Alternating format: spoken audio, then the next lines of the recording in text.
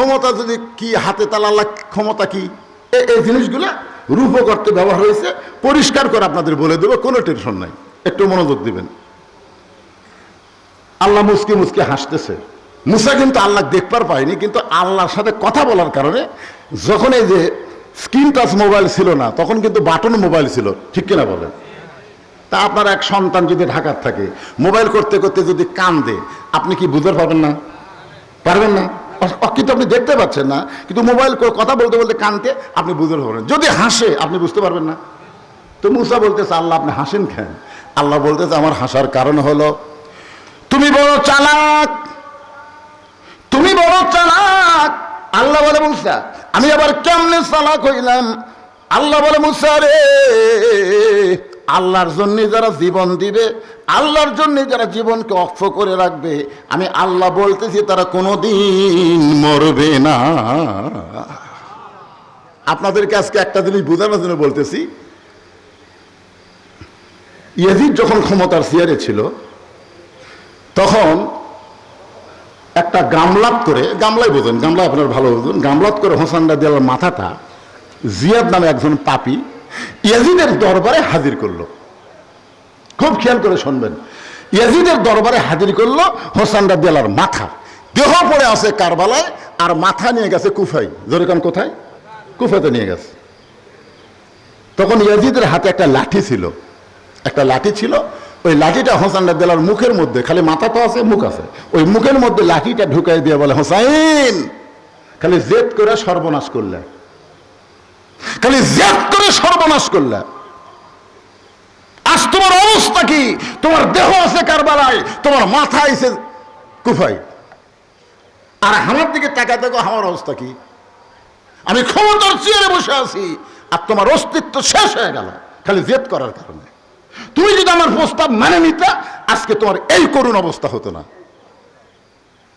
মুখের মধ্যে লাঠি ঢুকে যখন ইয়াজিদ বারবার বলতেছে, হোসাইন তুমি শেষ আর আমি আছি, তুমি শেষ আমি আছি, এ কথা কয়েকবার যখন বলেছে, সমস্ত মুসলমানেরা মাথা নিচু করে বসে আছে। কারণ কেউ মাথা তুলতেছে না, কারণ মাথা তুললি তার মাথাও। এমন সময় 80 বছরের একজন সাহাবী, 80 বছরের একজন সাহাবী ইয়াজিদের দরবারে ছিল। সে আর বসে থাকবার পারলো না, সে দাঁড়িয়ে বললেন, ইয়াজিদ ক্ষমতার চেয়ার পাইছো বলে মুখে যা আসে তা বলতে পারো না। তুমি যে হোসেনের মুখে লাঠি ঢুকায় তিরস্কার করতেছো, তুমি কি সেই হোসেনকে চিনো? তুমি যদি হোসেনকে চিনতা, তাহলে এই বেয়াদবি করার সাহস তুমি পাইতা না। এখন আপনারা চিন্তা করেন তো, বুড়া মানুষ লাঠি ভর দে কি বসিছে না দাঁড়াছে? আর এখনকার বুড়া মসজিদে যায় সিয়াল্লা বসে। কিন্তু যুবকদের চাইতে বুড়াদের ইমানের পাওয়ার বেশি হবে, কারণ বুড়ারা হলো সত্যের যুগের মানুষ, আর যুবকরা হলো ভেজাল যুগের মানুষ। এখানে যারা মুরব্বী আছে, আমরা একজনও সিজার করা না, আর বর্তমানে অধিকাংশ বাচ্চারা হলো সিজার করা। জোরে কথা কন না কেন? আপনি জানেন এই অ্যানালগ আর সিজারের মধ্যে তফাৎ কি? একটা সিজার করার বাচ্চা ভালো হবে না, একটা হবে না। যে কয়টা সিজার করা, এই মোবাইল ছাড়া ভাত খায় না, মোবাইল ছাড়ার কান্না থামে না। জোরে কোন কথা ঠিক কিনা? হ্যাঁ, অস্থির একটা বুড়ো মানুষ লাঠির ভরদা দাঁড়িয়ে বলতেছে, ইয়াজিদ মুখে যা আসে তা বলতে পারো না। তুমি যার মুখে লাঠি ঢুকে তিরস্কার করতেছো, তুমি তাকে ছিল না। আমি একাধারে 10 বছর আল্লাহর নবীর খাদেম ছিলাম। গোলাম ছিল এ কথা বলা যাবে না, গোলাম রসুল নাম রাখা যাবে না। কেউ যদি বলে গোলাম রসুল হারাম, গোলাম রব্বানি রাখা যাবে। আমার কথা দিয়ে খেয়াল করবেন, কি রাখা যাবে? গোলাম রব্বানি, গোলাম রব্বানি, রব্বানির গোলাম। রব্বানি মানে কে? আমাদের রব, রবের গোলাম। গোলাম রসুল রাখা যাবে না, গোলাম রব্বানি রাখা যাবে। তো এখন আমি 10 বছর নবীর কি ছিলাম? খাদেম ছিলাম। খেদমত করার জন্য না, নবীর কোনো খেদমত লাগে নাই। একদিন আনাস বলতেছে, আল্লাহ নবী আমারে বলল, আনাস তুমি ফাতেমার বাড়ি থেকে একটু জৈতুনের তেল নিয়ে আসো। এই বলে আমার একটা গিলাস দিয়ে পাঠিয়ে দিল। আমি আনাস রাস্তার মধ্যে দেখলাম কতগুলো যুবক দাঁড়িয়ে কি যেন করতেছে। আমি এসে দেখলাম যুবকেরা একটা খেলাধুলা করতেছে। গিলাসটা হাতে নিয়ে আমি যুবকদের সঙ্গে খেলাধুলা শুরু করে দিলাম। আল্লাহ নবী ঘন্টার পর ঘন্টা হয়ে যায়। আনাস ফাতেমার বাড়ি থেকে যখন তেল নেমে আসতেছে, নবী চিন্তায় পড়ে গেল, ছোট্ট মানুষ না জানি কোথায় গেল। রাসূল রাস্তা নিয়ে দেখতেছে ছেলেদের খেলার মধ্যে আনাস সামিল হয়ে গেছে। আল্লাহ নবী দাঁড়িয়ে দেখতেছেন আর মুস্কি মুস্কি হাসতেছেন। জোরে কেন সুবহানাল্লাহ। যেই মাত্র আনাসের চোখ নবীর দিকে, সঙ্গে সঙ্গে আনাস থরথর করে কাঁপতেছে, কারণ তার মনে পড়ে গেল নবী তো আমাকে তেল নেওয়ার জন্য ফাতেমার বাড়িতে পাঠাইস।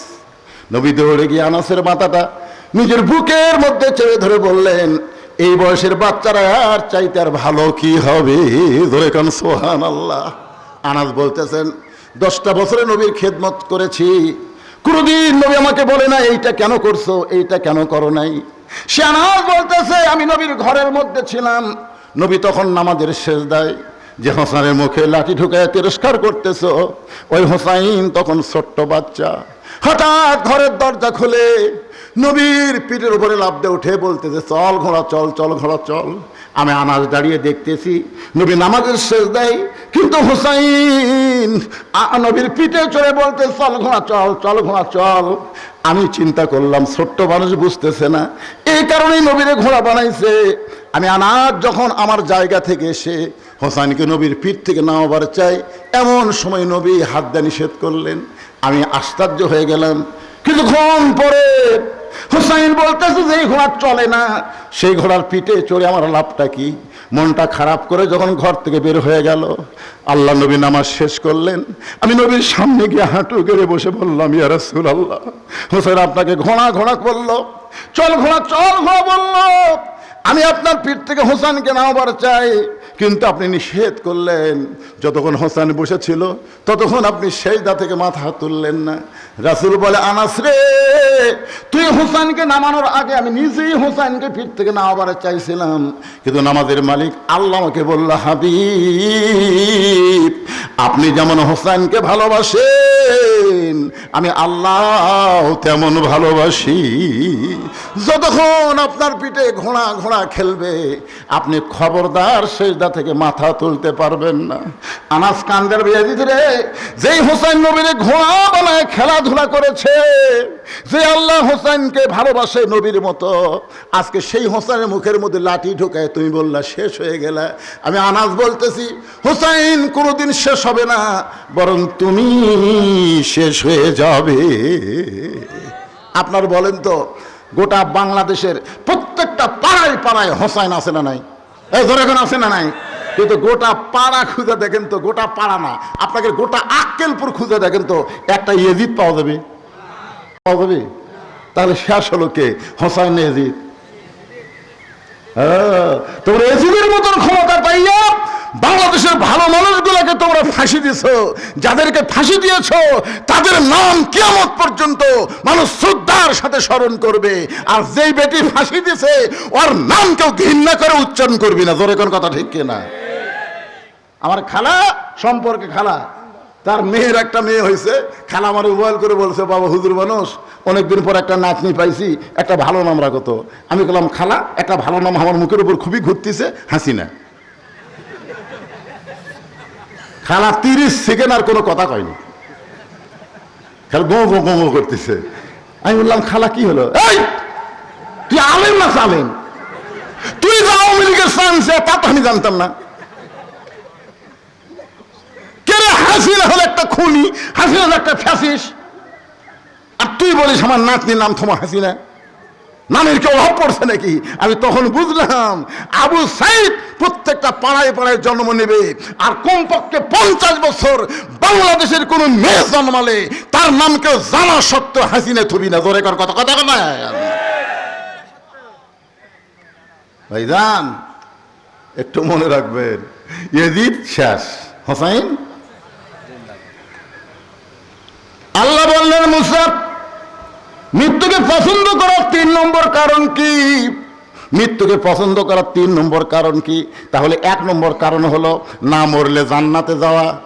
মনে রাখবেন ভাইজান, এইবার যে কারণ আসতেছে, এটা যে এত মজার কারণ বুঝলেন, খালি বুঝালেন, মরা আলিয়া কোনো টেনশন করা রাখবে না, মরা তোমারে ও বাবা মরে, টেনশনই থাকবে না। কারণ দুনিয়াতে এসেছি যাওয়ারই জন্যে, আমরা কি থাকার জন্য আছি? আপনি যতই 3 তলা 4 তলা 5 তলা করেন, থাকার জন্য, যাওয়ার জন্যই।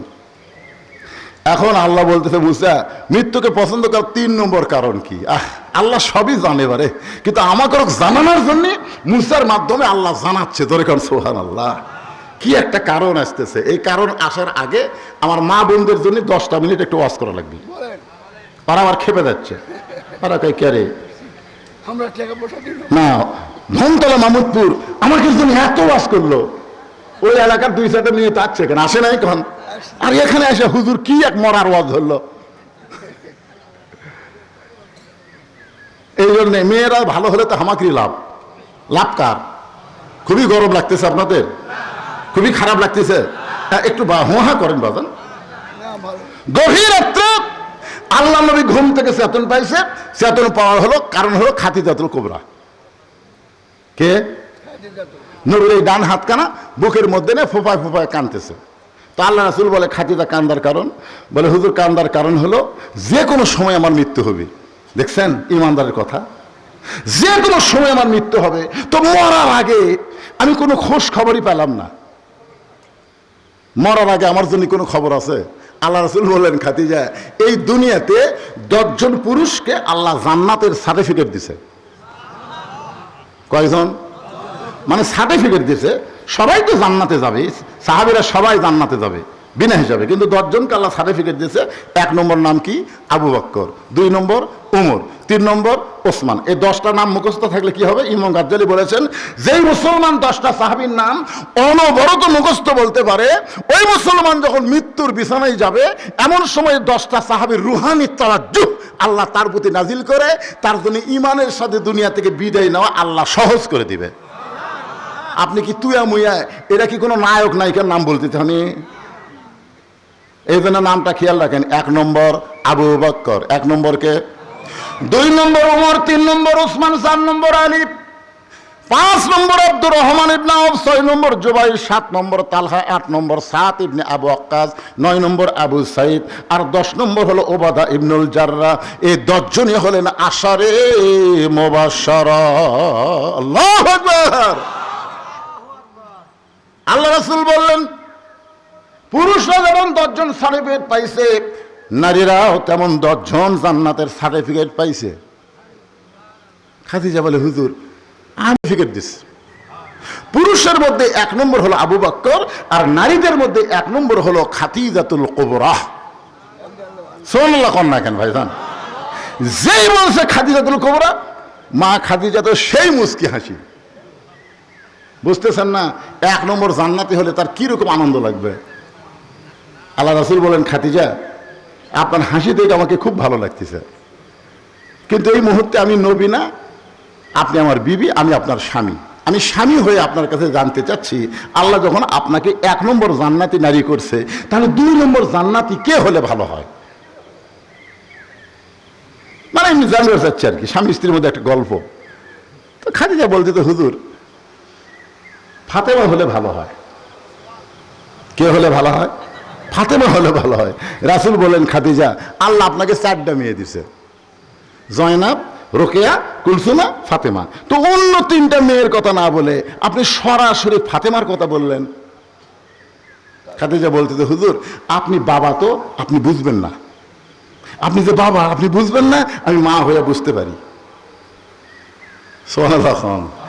মারাত্মক কথা। বাবারা কি বোঝায়? আনন্দে মাতিয়া সাগরে ভাসাইয়া সেই যে চইলা যায় খবর লয় না, মাজন ধরিয়া উদরে কতই কষ্ট করে, 10 মাস পরে পায় প্রসবের বেদনা। খাদিজা বলতে যে হুজুর জয়নাব যখন জন্ম নিল আমার পেটে উঁচা হলো, আমার পেটের মধ্যে ওজন হলো, জন্ম নেওয়ার সময় আমার প্রসব ব্যথা হলো। রোকেয়া যখন জন্ম নিল আমার পেট উঁচু হলো, আমার পেটের ওজন হলো। রোকেয়া জন্ম নেওয়ার সময় আমার প্রসব ব্যথা হলো। এরপরে কুলসুমা যখন জন্ম নিল, আমার পেটের ওজন হলো, আমার পেট বড় হলো। কুলসুমা জন্ম নেওয়ার সময় আমার প্রসব ব্যথা হলো। আল্লাহর শপথ করে বলতেছি, এই ফাতেমা যখন আমার পেটের মধ্যে আসলো, আমার পেটের মধ্যে সন্তান আছে আমার অনুভব হলো, কিন্তু ফাতেমা যখন জন্ম নিল আমার তখন প্রসব ব্যথা হলো না। আমি লক্ষ্য করে দেখি, আমার ফাতেমা জন্ম নেওয়ার সময় তার দুইটা হাত দিয়া তার ইজ্জত পর্যন্ত এমন ভাবে ঢেকে জন্ম নিল, আমি মা হইয়াও তার ইজ্জত দেখতে পারলাম না। লিল্লাহে তাকবীর। আমি সেই দিন থেকে বুঝেছি ফাতেমা সাধারণ কোনো মেয়ে না। আল্লাহ যখন আমাকে 1 নম্বর জান্নাতি ঘোষণা করছে, উমরের মতন ফাতেমাকে আল্লাহ 2 নম্বর জান্নাত ঘোষণা করুক। জোরে কোন সুবহানাল্লাহ। তাহলে 1 নম্বর খাদিজা, 2 নম্বর ফাতেমা হলে ভালোই হয়। তারপরে 3 নম্বরে যে কুলসুমাক দেন, রোকেয়াক দেন, জয়নামক দেন, আমার আপত্তি নেই, কিন্তু 2 নম্বর আমার সাথে যেন ফাতেমা থাকে। আল্লাহ রাসূল মুস্কি হাসি দিয়ে খাদিজার কপালে একটা চুমা দিয়ে বলেন, খাদিজা আপনার ফাতেমা তো জান্নাতি নয়, আপনার ফাতেমা তো জান্নাতি নয়, আপনার ফাতেমা তো জান্নাতি নয়। সঙ্গে সঙ্গে খাদিজা বলে, হুজুর এটা কি বলেন, ফাতেমা জান্নাতি নয়? রাসূল বললেন, জান্নাতি কেমনে হবে? সাইয়্যিদাতুন নিসাই আহলুল জান্নাহ, সে জান্নাতি নারীদের নেত্রী হবে। খাদিজার মুখটা কালো হয়ে গেল। হুজুর এটা কি শোনালেন? আমি মা হয়ে 1 নম্বর জান্নাতি, আর মেয়ে হয়ে হবে নেত্রী। এটা আপনি পাল্টা দেন, আপনি আমারটা ফাতেমাক দেন আর ফাতেমারটা আমাকে দেন। রাসূল বলতেছে, ইয়ের কি মারতেছে? আমি হলাম ঘোষণাকারী, দেওয়ার মালিক হচ্ছে আল্লাহ। সঙ্গে সঙ্গে খাদিজা নবীর হাত বুকের মধ্যে চেপে ধরে বলতেছে, ওগো আল্লাহর নবী, কোন আমলের কারণে ফাতেমাকে আল্লাহ খাতুনে জান্নাত ডিগ্রি দিল, এটা যতক্ষণ না বলবেন ততক্ষণ পর্যন্ত আপনার হাত আমি ছাড়ব। এই কথা বলে আর কিন্তু আলোচনা করা হয় নাই। আমি আপনাদের বলেছিলাম আলী মাহমুদপুর গিয়া বলবো, তোরে কোন কথা ঠিক কি না? আমার মায়েরা শোনেন, কোন আমলের কারণে আল্লাহ খাদিজারে বাদ দিয়ে ফাতেমাকে জান্নাতের নেত্রী বানাইলো, এটা জানার জন্যে খাদিজা নবীর হাতটা বুকের মধ্যে চাইপা ধরেছে। রাসূল বলেন, খাদিজা আমি আপনাকে 2টা প্রশ্ন করব, আপনি দেখেন তো উত্তর দিবার পারেন কিনা। খাদিজা বললেন, হুজুর তাহলে প্রশ্ন করেন। 1 নম্বর প্রশ্ন হলো, আপনি কত বছর বয়সে ঈমান গ্রহণ করছেন? আপনি খাদিজা কত বছর বয়সে ঈমান গ্রহণ করেছেন? খাদিজা বলতেছে, হুজুর আমি 55 বছর বয়সে ঈমান গ্রহণ করেছি। আল্লাহ রাসূল বলে, খাদিজা তাহলে ঈমান গ্রহণ করার আগে আপনি কি ছিলেন? খাদিজা বলতেছে, হুজুর ঈমান গ্রহণ করার আগে আমি কাফের ছিলাম। রাসূল বলে, খাদিজা আপনার হায়াতের জীবনের 55 বছর আপনি কুবুরে হালে কাটাইছেন, এখন বলেন তো আপনার পেটের মেয়ে ফাতেমা কত বছর বয়সে ঈমান গ্রহণ করেছে? খাদিজা বলতেছে, জান্নাতি জান্নাতি, আমার ফাতেমা জান্নাতি হয়ে জন্ম নিয়েছে।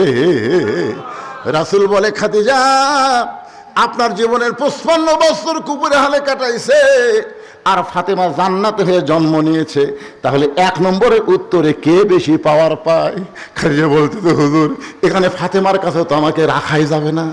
রাসূল বলে, ও খাদিজা আমার 2 নম্বর প্রশ্ন হলো, তোমার চেহারা দুনিয়ার কত পুরুষ মানুষ দেখেছে, তোমার চোখের সাইজ কেমন, তোমার মুখের সাইজ কেমন, তোমার দাঁতের সাইজ কেমন, তোমার গায়ের রং কেমন, তুমি লম্বা কেমন, এটা দুনিয়ার কত পুরুষ মানুষ দেখেছে? খাদিজা বলতে, তো হুজুর 40 বছর বয়সে যখন আপনাকে স্বামী বলে স্বীকার করলাম, ওই সময় মক্কার সবচেয়ে ধনবতী রমণী আমি ছিলাম। এই ধনবতী হওয়ার পেছনে কারণ হলো আমার বাবার অনেক ব্যবসা আমি দেখাশোনা করতাম। আমার বাবা না থাকার কারণে ওই বাবার ব্যবসাগুলো আমি দেখাশোনা করার কারণে হাজার হাজার পুরুষের সঙ্গে আমার লেনদেন হয়েছে। আমি খাদিজার চেহারা দুনিয়ার বহু পুরুষ বলতে পারে, আমি খাদিজার গায়ের রং দুনিয়ার বহু পুরুষ বলতে পারে, আমার চোখের সাইজ কেমন, আমার মুখের সাইজ কেমন, এটা দুনিয়ার বহু পুরুষ বলতে পারে। রাসূল বলে, খাদিজা এখন বলেন আপনার ফাতেমার চোখের সাইজ কেমন, ফাতেমার মুখের সাইজ কেমন, ফাতেমার গায়ের রং কেমন, এটা দুনিয়ার কত পুরুষ বলতে পারে। খাদিজা বলে পর্দা নিশি, আমার ফাতেমা পর্দার মধ্যে জন্ম নিয়েছে। রাসূল বলে খাদিজা আপনি শুধু আমার বিবি হওয়ার কারণে, ফাতেমার মা হওয়ার কারণে ফাতেমা পর্দার মধ্যে জন্ম নিয়েছে এই কথা বলতেছেন, কিন্তু আমি নবী হওয়ার কারণে বলবো ফাতেমা শুধু পর্দার মধ্যে জন্ম নেয়নি, ফাতেমা পর্দার মধ্যে বড় হবে, পর্দার ভিতরে আবার দুনিয়া থেকে বিদায় নেবে। গভীর রাত্রে হযরত আলীকে বুকের মধ্যে জাপটে ধরে ফাতেমা কাঁদতেছে। আলী বলে ফাতেমা হঠাৎ আজকে রাত্রেবেলা এমন করে কেন কাঁদতেছো, কেন কাঁদতেছো বলো? ফাতেমা বলে স্বামী গ, আমি সব সময় আল্লাহর কাছে দোয়া করতাম, আজকে আল্লাহ আমার দোয়া কবুল করেছে। আলী বলছে ফাতেমা দোয়া কবুল করলে মানুষ আনন্দ করে, তুমি কান্দো। বলে কি দোয়া করছে আপনি কি শুনবেন না? আলী বলে ফাতেমা কি দোয়া করছো? ফাতেমা বলতেছে আমি দোয়া করেছি আল্লাহ আমাকে যেন পর্দার মধ্যে মৃত্যু দেয়। আলী মুসকি মুসকি হাসে আর বলে পাগলি কয় কি, যে মেয়ে পর্দার মধ্যে বড় হয়েছে, পর্দার মধ্যে জীবন কাটায়, সে তো পর্দার মধ্যে মরবে। বাংলাদেশের মেয়েরা সারা জীবন বেপর্দা হয়ে ঘরে, আর মরার পরে তাদের পর্দা বেশি শুরু হয়। ধরে কোন কথা শিখে না? আপনারা বলেন তো, আপনাদের এলাকার মেয়েরা মরলে কয় কাপড় দেন? এ কথা কন না কেন, কয় কাপড় দেন? পুরুষ মরলে কয়টা দেন? পুরুষ মরলে 3টা দেন, মেয়েরা মরলে 5টা কাপড় দেন। আবার খাটনিতে যখন মেয়েদের কাফন পরানো হয়, সঙ্গে সঙ্গে আপনার একটা চাদর দিয়া কিন্তু খাটনি ঢাকাতন, থনকে থন না, কারণ মেয়ে মানুষের লাশ তো দেখাও যাবে না, খাটনি ঢাকাতে হয়। সবাই বলতেছে খাটনি ঢাকা রাখো, লাশ দেখা জায়েজ নাই। ফেরেশতারা কয় আল্লাহ মেয়েদের লাশ দেখা জায়েজ নাই, তাহলে জেতা দেখা জায়েজ? এরা যে মরার পরে খাটনি ঢাকাতে বলতেছে লাশ দেখা জায়েজ নাই, তাহলে জেতা? আপনারা বলেন লাশটাই যদি দেখা জায়েজ না হয় তাহলে জেতা দেখা জায়েজ আছে? হঠাৎ মেয়েটাকে যখন কবরে নামানো হচ্ছে, এক দুলা ভাই দৌড়ে এসে বলতেছে আমার আদরের শালী হঠাৎ করে মরে গেছে, আমি একটু লাশটা ধরে কবরে নামাবো। যদি এ কথা কোনো দুলা ভাই কয়, আপনার সঙ্গে সঙ্গে মুফতি হয়ে বলবেন হারাম। সবাই মুফতি হবে, মুফতি বোঝেন না, ফতুয়া দিবি হারাম। শালীর লাশ দুলা ভাই স্পর্শ করা হারাম। দুলা ভাই সাইডে যায় মুচকি মুচকি হাসতেছে। একদিন হাসিস কেন? বলে এই শালী যখন জেতা ছিল কতদিন আমার হাত ধরে ঘুরিছে, এক শালাও হারাম কয়নি। কতদিন আমার মোটর সাইকেলের পিছনে বসেছে, হাইড্রোলিক ব্রেক করলে শালি ভয় হামাক চাপে ধরছে, একটা লোক হারাম কয়নি। আজ মরে গেল, লাশ ধরে হারাম, তাহলে বাংলাদেশে হারাম কখন হয়? তখন বলতেছে মূল্যে হয় রে, মূল্যে হয়। গোটা পাড়ার লোক দেখেছে, আর মরার পরে লাশটা খাটনিটা পর্যন্ত ঢাকা রাখছে। জোরে কথা কন না কেন ভাইজান? আলী বলতেন ফাতেমা আল্লাহ তোমার দোয়া কবুল করেছে, তুমি আনন্দ করো, কারণ সারা জীবন পর্দার মধ্যে থেকেছো, আল্লাহ পর্দার মধ্যেই তোমার মৃত্যু দোয়া কবুল করেছে। ফাতেমা বলে স্বামী গো এই মৃত্যুটা কবে হবে সেইটাকে আপনি শুনবেন না? আলী মুসকি মুসকি হাসে আর কপালে সিমতে বলে ফাতেমা মরার খবর একমাত্র আল্লাহ ছাড়া দুনিয়ার কেউ জানে না। ফাতেমা বলতেছে আল্লাহ যদি জানায়, আলী বলতেছে আল্লাহ যদি জানায় তাহলে জানা যাবে। ফাতেমা বলতেছে আল্লাহ পাক আমারে জানাইছে আজকে গভীর রাত্রে ফাতেমার মৃত্যু হবে। যে বলছে গভীর রাত্রে ফাতেমার মৃত্যু হবে, গাছের গোড়া কাটলে গাছটা যেমন পড়ে যায় তেমনি পড়ে গেলেন হযরত আলী ঘরের মাঝে। ফাতেমা মুস্কি মুস্কি হেসে স্বামীর মাথাটা উরাতের উপরে নিয়ে যে গভীর রাত্রে মৃত্যুবরণ করবে সেই নারীটা হাসতেছে, স্বামীর মাথাটা উরাতের উপরে নিয়ে কপালে একটা চুমু দিয়ে বলে স্বামী গো এতদিন আমি 2টা জিনিস বিশ্বাস করতাম, একটা হলো আপনি আসাদুল্লাহিল গালিব, আর একটা হলো আনা মাদিনাতুল ইলমে ওয়া আলিউ বাবুহা।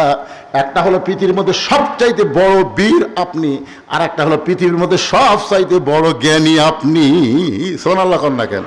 ফাতেমা বলতেছে এতদিন আমি 2টা জিনিস বিশ্বাস করতাম, একটা হলো আপনার মতন বীর এই পৃথিবীতে কেউ নাই, 2 নম্বর আপনার মতন জ্ঞানী পৃথিবীতে কেউ নাই। তাহলে আপনি বীর হয়ে জ্ঞানী হয়ে এরকম পড়ে গেলেন কেন? আপনি কেমন বীর যে বড় আপনি গভীর রাত্রে মৃত্যুবরণ করবে, হক কথা শোনার পরে আপনি সহ্য করতে পারেন না? আপনি কেমন জ্ঞানী যে আসলে যাওয়া লাগবে এইটা আপনি মানতে পারেন না? সুবহানাল্লাহ কন না কেন? যাই গভীর রাত্রে দুনিয়ার তাই বিদায় নিবি তাই শিক্ষা দিচ্ছে। আপনি কি বীর? কপালে চুমাতে বলে, স্বামী গো, আজকে আমার সামনে স্বীকার করেন, আসলে যাইতে হবে। সবাই বলেন, আসলে। আমি চলে যাওয়ার পরে আমার 3টা চাওয়া আপনি পুরা করবেন। আলী কান্দের বলে, ফাতেমা, গরিব ছিলাম বলে দুনিয়ার জীবনে তুমি কিছুই চাওনি, মরার পরে তুমি কি চাইবা? বলে 1 নম্বর চা হলো আমার লাশটা রাতের বেলায় দাফন করা লাগবে। আমি রাতের বেলা পর্দায় মৃত্যুবরণ করব, আর দিনের বেলায় আমাকে দাফন করবেন, এটা চলবে না। আমার 2 নম্বর চা হলো আমার লাশটায় জানাজার জন্য কোনো ব্যবস্থা করবেন না।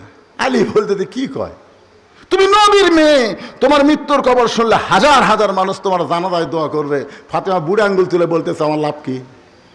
আমার লাভ কি? 1 কোটি মানুষ যদি বলে ফাতেমা ভালো, আর আপনি যদি বলেন আমার বউ ভালো না, 1 কোটি মানুষের দোয়া ফাতেমার কোনো কাজ হবে না। আর দুনিয়ার সমস্ত মানুষ যদি বলে ফাতেমা খারাপ, আর আপনি যদি বলেন আমার বউ ফাতেমা ভালো, এক স্বামীর সার্টিফিকেটে ফাতেমার 8টা জান্নাতের দরজা আল্লাহ খুলে দিল। জোরে বললেন সুবহানাল্লাহ। তো মরদ মানুষের, অন্য মানুষের জানাজা দিয়ে আমার লাভ কি? আমার জানাজা আমার স্বামী করলেই যথেষ্ট। জোরে বলেন না সুবহানাল্লাহ। আর আমাদের গুলো লব উল্টা কি কয়, খালি তুমি আমাকে দেখতে পারো না, খালি তুমি। গোটা পাড়া খুঁজে দেখো, আমার বিরুদ্ধে কেউ নেই। গোটা পাড়ার লোক আপনার বউ ভালো কয়, কিন্তু আপনি কবে যাবেন? প্রতি বছরে আসার চেষ্টা করবেন, কিন্তু বাচ্চা কাচ্চা কি যে হয়নি, তাকরা বউ থেকে চলে গেছে। কি আল্লাহ কোরআনে বলেছে আমার বাপের কথা, হুন্না লিবাসুল্লাকুম ওয়া আনতুম লিবাসুল্লাহুন্না। স্বামী হলো বিবির পোশাক, বিবি হলো স্বামীর পোশাক। জোরে কোন সুবহানাল্লাহ। ছোট্টবেলা একটা গান শুনছিলাম, আপনাকে এলাকায় শুনছেন কিনা? জামা তোর জামাইয়ের বাড়ি আমি যাব না, তোমার জামাই চাকরি করে মহিমাগঞ্জ সুগার মিলে, মাসে মাসে সিটি লেখে বাড়ি আসে না। জামা মাও বলতেছে তোমার জামাইয়ের বাহারি তা আমি যাব না, যায় লাভ কি? আর মায়েরা শুনে একটু মনোযোগ দেন। ফাতেমার স্বামী গো, আমার 3 নম্বর চা হলো আমার লাশটা খাটনিতে তুলবেন না, আমার লাশটা খাটনিতে তুলবেন না। আমার খাটনি কান্দে নেওয়ার মতন 4 জন পুরুষ আমার দুনিয়াতে নেই। আজকে যদি আমার বাবা দুনিয়াতে থাকতো, মরা মেয়ের লাশের খাটনি বাবা কান্দে নিবার পারতো। আজকে হাসান হোসেন যদি বড় হইতো, মায়ের লাশের খাটনি কান্দে নিবার পারত। কিন্তু আমার হাসানের বয়স মাত্র 5.5 বছর, আর হোসেনের বয়স হলো 4 বছর। ও গো স্বামী, আমার লাশ খাটনি কান্দে নেওয়ার 4 জন মানুষ যখন দুনিয়াতে নাই, তখন আপনি আমার লাশটা কান্দে করে নিয়ে ওই জান্নাতুল বাকির পূর্ব কোনায় সবুজ রঙের একটা বাতি জ্বলতেছে, ওই বাতি বরাবর আমাকে দাফন করবেন। ওগো স্বামী, ওই বাতি বরাবর দাফন করে আপনি শুধু আমার জন্য দোয়া করবেন। গভীর রাত্রে হযরত আলী ফাতেমারে কান্দে নিয়ে ওই জান্নাতুল বাকির পূর্ব কোনায় সবুজ রঙের বাতি বরাবর কবরে ফাতেমাকে দাফন করলেন। যে কবর খুঁড়েছিলেন আবু যর গিফারি, ওখানে ওয়াজ করেছি, সেই জন্য আর এখানে করতেছি না। হযরত আলী ফাতেমাকে কবরের মধ্যে দাফন করার পরে আল্লাহর আসমানের দিকে তাকায় বলতেছে, আল্লাহ আল্লাহ, আমি তোমার কাছে বলতেছি, আল্লাহ তুমি নবীর কলিজার টুকরা ফাতেমাকে কবুল করে নাও, তার চাওয়া পাওয়া সবগুলো তুমি কবুল করো। এই কথা বলার পরে তাকায় দেখে সামনে কয়েকটা পুরাতন কবর দেখা যায়। এইমাত্র ফাতেমারে কবর দিল, সেই নতুন কবর আর দেখতে পাই না। আলী চিন্তায় পড়ে গেল, এখনই কবর দিলাম, সেই কবরটা গেল কোন জায়গায়? চিৎকার করে গোটা জান্নাতুল বাকি হযরত আলী দৌড়ের বলে, ফাতেমার কবর, ফাতেমার কবর। কে যেন বলতে চালি রে, ফাতেমা পর্দা নিশি, আমি আল্লাহ জোহরা ডিগ্রি দিয়া ফাতেমার কবরটাকে কিয়ামত পর্যন্ত পর্দা করে দিয়েছি। আমার মায়েদের জন্য এই আলোচনাটা করার পরে এখন আসলাম 3 নম্বরে। মনে আছে না, ভুলে গেছেন? কি? মৃত্যুকে পছন্দ করার 3 নম্বর কারণ। কি মজার কারণ রে!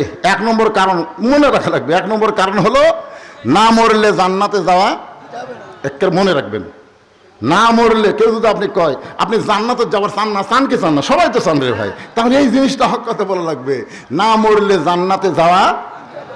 2 নম্বর হলো আমরা মরবো কার জন্যে? নিয়ত করেন। বুখারী শরীফের হাদিস, হাদিসটা কি বলবো? তাহলে শোনেন, আনাস রাদিয়াল্লাহু থেকে বর্ণিত, মা আহাদান ইয়াদখুলুল জান্নাতা ইহুব্বু ইয়ারজি ইলা দুনিয়া ওয়া লাহু মা আলাল আরদি মিন শাইইন ইল্লা শাহীদুন ইয়াতামান্না আন ইয়ারজি ইলা দুনিয়া ফায়ুক্তাল আশারা মাররাতান লিমা ইয়ারা মিনাল কারামাতি রাওয়াহুল বুখারী কিতাবুল মাগাজি। জোরে কান সুবহানাল্লাহ। আর একটা হাদিস, এই হাদিসের সাথে বলা হয়েছে মান সাল্লাল্লাহু তাআলা আশ-শাহাদাতা বিসিদকিন বাল্লাগাহুল্লাহু মানাজিলাশ শুহাদা ওয়া মাতা আলা ফিরাশিহি রাওয়াহুল বুখারী কিতাবুল মাগাজি। বলেন আলহামদুলিল্লাহ। ছোট হাদিসের ব্যাখ্যাটা আগে শোনেন। কেউ যদি নিয়ত করে যে আমরা শুধু কোরআনের ওয়াজ শুনবো না, এই মনোযোগ দিয়ে শুনবেন, এর কার এই শোনো ওটা বসা। আপনি কি মনে করছেন আমি সারা রাত ওয়াজ করবো? ঘড়ি আমার কাছে নাই। অত্যন্ত গুরুত্বপূর্ণ ভাইরে, ওঠেন না। পেশাব যদিও লাগে, অনুনাজ্জিলু মিনাল কোরআনি মা হুয়া শিফাউ ওয়া রাহমাতুল লিল মুমিনিন। আল্লাহ কোরআনকে লক্ষ্য করে বলেছেন, এই কোরআনকে আমি নাজিল করেছি মুমিনদের যাবতীয় রোগের শিফা হিসাবে আর রহমত হিসাবে। জোরে কান সুবহানাল্লাহ। একটু মন তো এদিক সেদিক যাবেই, কারণ কখনোই চাবে না কোরআন, শয়তান চাবে না যে কোরআন মানুষ বুঝুক, কোরআন বুঝুক, এরা শয়তান চাবে না কোরআন শোনানোর জন্য। কোরআন ফার্স্ট হচ্ছে বাংলাদেশ, জানেন এবছরও 123টা দেশকে পিছনে ফেলে বাংলাদেশের কোরআনের হাফেজ গোল্ড মেডেল পাইছে। সুবহানাল্লাহ না খান। সৌদি আরব পারেনি, কুয়েত, কাতার, যেগুলো দেশে আল্লাহ আরব রাজ্য, সেগুলো দেশের হাফেজেরা আমাকে দেশের হাফেজের সাথে পারেনি। চিন্তা করছেন? তার মানে কি বাংলাদেশ কোরআন তেলাওয়াতে 1 নম্বর, কিন্তু কোরআন মানার দিক দিয়ে বাংলাদেশ কয় নম্বর? এই জন্য হাদিসটা, ছোট্ট হাদিস একটু খেয়াল করেন। কেউ যদি নিয়ত করে বাংলার জমিনে কোরআনের পক্ষে, কোরআনের সৈনিক হয়ে বাতিলের বিরুদ্ধে লড়াই করার জন্য প্রয়োজন হলে শহীদ হব, মান সাল্লাল্লাহু তাআলা আশ-শাহাদাতা বিসিদকিন, এর সত্যি অন্তর থেকে চাওয়া হয়, বাল্লাগাহুল্লাহু মানাজিলাশ শুহাদা ওয়া মাতা আলা ফিরাশি। এইরকম নিয়ত যারা করেছে তারা যদি নিজের বিছানায় মৃত্যুবরণ করে, হাসরের ময়দানে আল্লাহ তাকে শহীদদের কাতারে দাঁড় করাইয়া দিবে। আপনারা বলেন তো, শহীদদের কাতারে যারা দাঁড়াবে তাদের কোনো হিসাব আছে? কোনো হিসাব নেই। তাহলে আপনার কি নিয়ত করতে পারেন যে আল্লাহ খালি কোরআনের ওয়াজ শুনবো না, আগামীতে বাংলাদেশে কোরআন বিজয়ের জন্য যা করা দরকার আমরা তাই করব।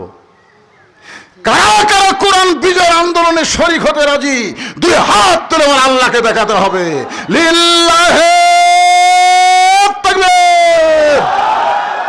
মাশাআল্লাহ, কলজা ভরে গেল রে। এখন আমার সঙ্গে একটা স্লোগান দেবেন, আল কোরআনের আলো। কোনটা করলেন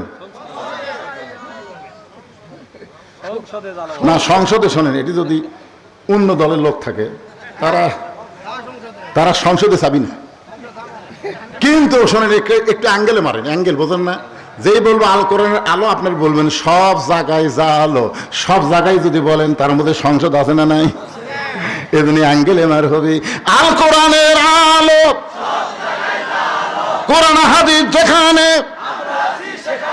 দুনিয়ার মুসলমান লিল্লাহি তাকবীর। এখন বড় হাদিসের দিকে খেয়াল করেন, মা আহাদান ইয়াদখুলুল জান্নাতা ইহুব্বু আন ইয়ারজি ইলা দুনিয়া।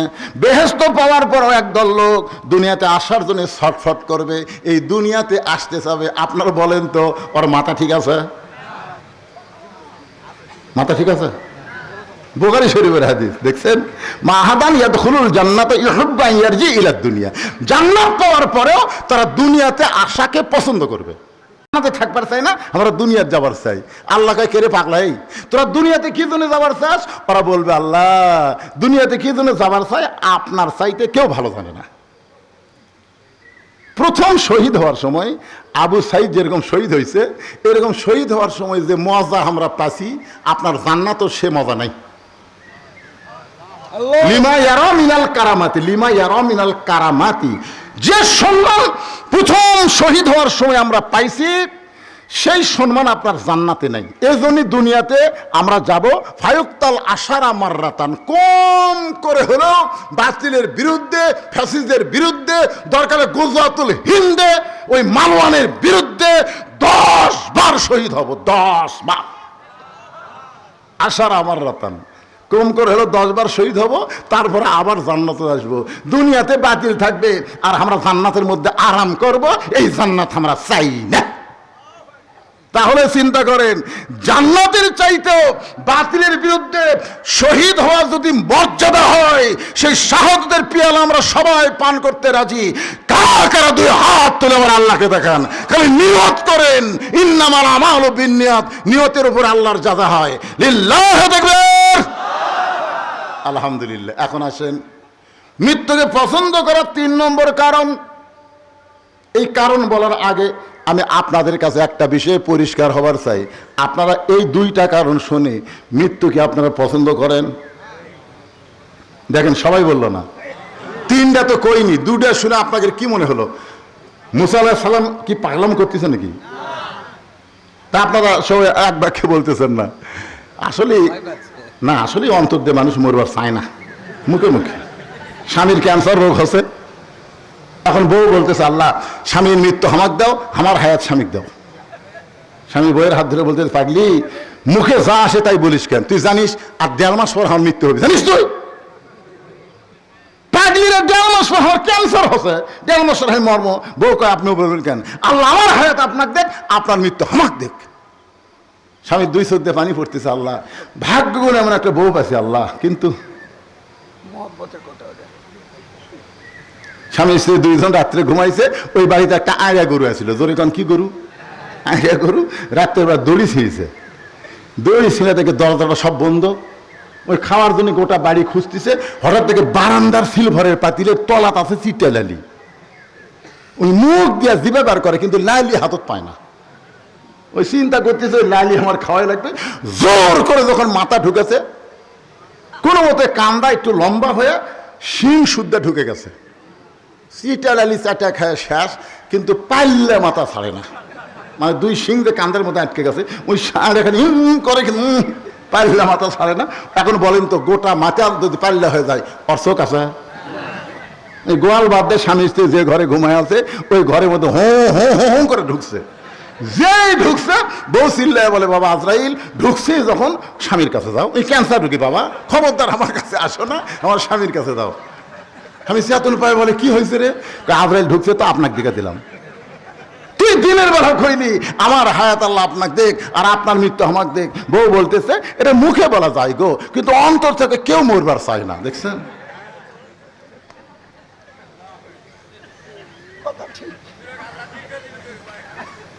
অন্তর থেকে চাওয়া লাগবে, মরা তো লাগবেই। আজকে আমরা অন্তর থেকে চাই, অন্তর থেকে চাই। চাই তো সত্যি? অন্তর থেকে যারা চাবেন, আল্লাহ যেন তাদেরকে ইমানের সাথে কবুল করে। জোরে কোন আমিন। মুসা বলতেছে আল্লাহ মৃত্যুকে পছন্দ করার 3 নম্বর কারণ হলো, চলতে পথে 2 দিন থামিলাম, যাবার কালে একজনারও দেখা না পাইলাম। ও আমার সাদের মালা যায় রে ছিঁড়ে, রইব না আর বেশি দিন তোদের মাজারে। কতজনকে কত কি দিলাম, যাবার কালে একজন আরো দেখা না পাইলাম। বাল তুসিরুনাল হায়াতাদ দুনিয়া ওয়াল আখিরাতু খায়রুন ওয়া আবকা। মুসা বলতেছে আল্লাহ মৃত্যুকে পছন্দ করার 3 নম্বর কারণ হলো, দুনিয়া হলো ক্ষণস্থায়ী আর আখিরাত হলো চিরস্থায়ী। আপনারা অন্তর থেকে বলেন তো, আপনারা ক্ষণস্থায়ী পছন্দ করেন না চিরস্থায়ী পছন্দ করেন? তাহলে চিরস্থায়ী যদি পছন্দ করেন, তাহলে ক্ষণস্থায়ী দুনিয়া ছাড়া লাগবে। ক্ষণস্থায়ীর মধ্যে থেকে চিরস্থায়ী পছন্দ করলে হবে না। মুসা বলতে আল্লাহ মৃত্যুকে পছন্দ করার 3 নম্বর কারণ হলো, এই ক্ষণস্থায়ী জীবন পাড়ি দিয়ে চিরস্থায়ী এমন একটা জিন্দগি পাবো, যে জীবন পাইলে আর কোনো দিন মৃত্যু হবে না। আমরা সেই জীবন চাই, যেই জীবন পাওয়ার পরে হিসাব ছাড়া আল্লাহ যেন জান্নাত দেয়। সাইড থেকে একজন বলে হুজুর কি মনে করছেন? আল্লাহ না 2-4 বছর আমাকে জাহান্নাম দিবি, তারপরে কি জান্নাত দিবি না? হ্যাঁ, কি বলতেছে ভাড়া ভাড়ার পর মানে ও সাইড না না না 20 বছর জেল হচ্ছে, 20 বছর। ওইখানে কান্দের হাইরে আমার জুয়ান বউ বাড়িতে আছে, আমার বাপ মা বাড়িতে আছে, সেইগুলো সব বাড়ি ছুঁয়ে আমি 20 বছর জেলত কেমনে থাকবো? ওরে বাবারে ওরে মারে খালি কান্দে। হাকিম বলতে তখনই আইতো লে এই তো 20 বছর জেল না, খালি মাত্র 1 ঘন্টা একটা কাম করা লাগবে, পারবো? তাহলে তোর 20 বছর জেল মাপ। তখন আপনি যা বলবেন তাই, কিছুই না, ওই যে আগুনের চুলা জ্বলাচ্ছি, ঝকঝক করে আগুন জ্বলতেছে, ওর মধ্যে খালি তুই 1 ঘন্টা হাত দিয়ে থাকবো, যা 1 ঘন্টা হাত দিয়ে থাকলে তোর 20 বছর জেল মাফ হবে, যা। আপনার বলেন তো উনি কি বলবি যে 1 ঘন্টা হাত দেয় 20 বছর জেল মাফ চাই? আগুনের দিকে তাকায় বলে না রে, ওরে বাবা রে। হাকিম বলতেছে 1 ঘন্টা লাগবে না, মাত্র 5 মিনিট, মাত্র 5টা মিনিট আগুনের চুলার মধ্যে হাত দিয়ে থাকবো, তোর 20 বছর জেল মাপ। ওই তখন বলবে না স্যার পারবো না। তাহলে দুনিয়ার আগুন আর জাহান্নামের আগুন দুটো কি এক? আল্লাহ রাসূল বলেছে জাহান্নামের আগুনকে 70 বার পানিতে চুবড়ায়া চুবড়ায়া আগুনের পাওয়ার কমায়া তারপরে আল্লাহ দুনিয়াতে দিছে। আর সেই আগুনের মধ্যে যদি আপনি 5 মিনিট হাত দিয়ে থাকবার না পারেন, তাহলে 2-4 বছর আপনি জাহান্নামে থাকবেন। তার মানে আজকের আলোচনা শোনার পরে সকলে নিয়ত করেন আল্লাহ যেন আমাদেরকে বিনা হিসাবে জান্নাত দেয়। আর বিনা হিসাবে জান্নাতে পাবার গেলে এই জীবনটা আমরা আল্লাহ রাস্তায় দিবার চাই। রাজি আছেন সবাই? আল্লাহ যেন কবুল করে, জোরে বলে আল্লাহুম্মা আমিন। এখন আল্লাহ রাস্তায় জীবন দিবার গেলে আল্লাহ কোরআনে বলেছেন ইন্না সালাতি ওয়া নুসুকি ওয়া মাহইয়ায়া ওয়া মামাতি লিল্লাহি রাব্বিল আলামিন। এখানে 4টা জিনিস আছে, জোরে কোন কয়টা? 1 নম্বর হলো নামাজ। আপনারা ফজরের নামাজ, না না ফজর নামাজ তো আসেনি, এশার নামাজ। ও এক ছেলে ওদের পাঞ্জের গর্দে উঠলো, মানে নামাজের কথা করে দেখবেন। আমি এই যে দীর্ঘ 43 বছর হচ্ছে, এই বছর দিয়ে আমার 43 বছর হবে ওয়াজের বয়স। আমি দেখছি এই 43 বছর ওয়াজের মধ্যে এই নামাজের ওয়াজ করলে মানুষ বেশি বেজার হয়, আর এই সুদ ঘুষের ওয়াজ করলে মানুষ বেশি বেজার হয়। যখন সুদের ওয়াজ করবেন আর ওয়াজ জান না রে, এমন এক ওয়াজ ধরলো। আপনি বলেন নামাজ ছাড়া কোনো মুক্তি আছে? লা সালাতা লা ঈমানা, যার নামাজ নাই তার ঈমান নেই। বাইনাল আবদি ওয়াল কুফরি তরকু সালাত, বান্দা কাফেরের মধ্যে পৃথক করার জিনিসটার নামই হলো নামাজ। অনেকে মনে করে হুজুর আমরা কি জুম্মার নামাজ পড়ি না? আপনি কি মনে করেন আমরা কি জুম্মা পড়ি না? আচ্ছা, যারা জুম্মা পড়ো, আল্লাহর একটা আয়াত আছে লা তাকনাতু মির রাহমাতিল্লাহ ইন্নাল্লাহা ইয়াগফিরুয যুনুবা জামিয়া ইন্নাহু হুয়াল গাফুরুর রহিম। এই আয়াতের শানে আল্লাহ বললেন আমি রহমত, দয়াবান, গাফুরুর রহিম। শুধু জুম্মার নামাজ যারা পড়েছো তাদেরকে আমি আল্লাহ তাআলা জান্নাত দিয়ে দিলাম, যাও।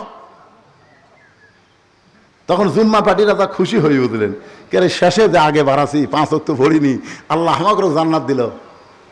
আর এক দৌড়ে জান্নাতের কাছে যায়, দেখবে জান্নাতের দরজার বিশাল একটা তালা। তো বলবে আল্লাহ জান্নাত দিলেন, দরজার তালা কেন? আল্লাহ বলে পকেট হাতে দেখ, চাবি আছে। তারা পকেট হাতে দেখবে একটা চাবি আছে, চাবি নিয়ে যায় তালার মধ্যে ঢুকবি, কিন্তু চাবি ঢুকে ঠিকই ঘোরে না, ঢুকেছে ঘোরে না।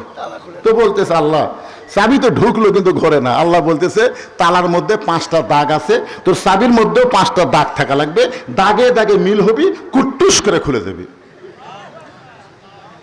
তখন বলতেছে আল্লাহ আমার চাবির মধ্যে তো 5টা দাগ নাই। আল্লাহ কয় পাগলা, 5 ওয়াক্ত নামাজ যদি না থাকে ওই জান্নাত দেখতে পাবি কিন্তু ঢুকতে পারবি না। খালি জুম্মা মেরে যারা আশা মারতেছেন তারা কোনোদিনও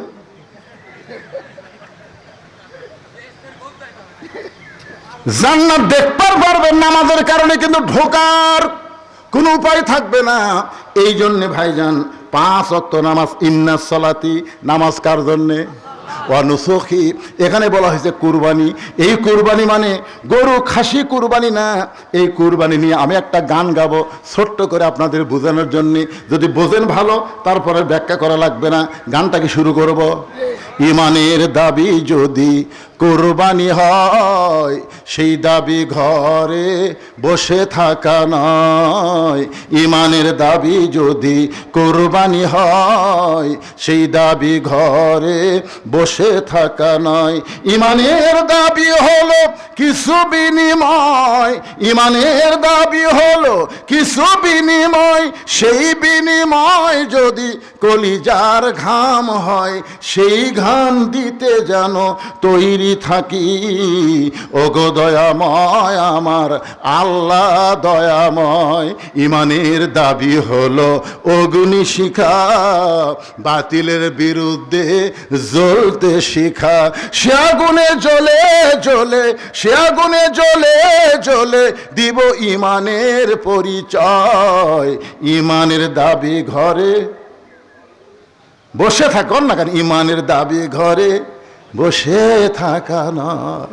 ঘরত বসে ইমান রক্ষা করবেন। মা ভয় দেখাছে, বাবা ঘর থেকে বাড়াস না, বাহিরে জঙ্গল আছে, বাবা বাহিরে জঙ্গল আছে, জঙ্গলে বাঘ আছে, বাড়াস না। এমন বাঘের ভয় দেখাছে, ছেলের বাড়ির থেকে বাড়ায় না, আর বাড়ায় না।